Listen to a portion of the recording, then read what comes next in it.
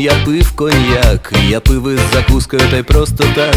Я пив кляту горилку з перцем, але від неї тільки важче на серці. Пив в понеділок, в неділю пив темне пиво екзотичних сортів, а також рожеве, біле та червоне вино. Скажу одверто, не допомогло мені воно.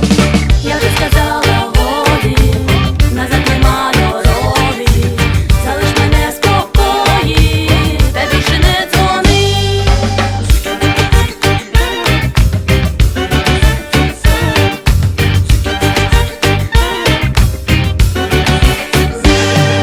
Три склянки джину з тоніком та без, і я вже як Поргі, та де ж моя без? Було так сумно, хотілося абсенту, а в кишені залишилося всього 3 центи. Я так хотів тебе забути і пив, старанно пив багато довгих днів. Як треба розповісти, все тобі марші. Хапаю телефон та набираю номер твій.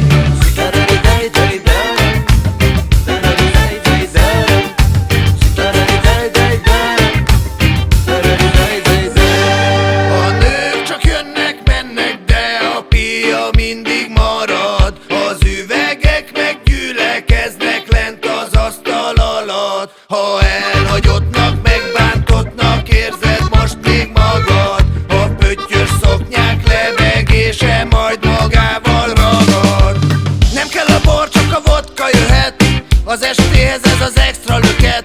Beledem a rosszat és érzem a szépet, a parkettet koptatjuk vagy a bárszéket. Feszül a farmer, lebeg a szoknya, minden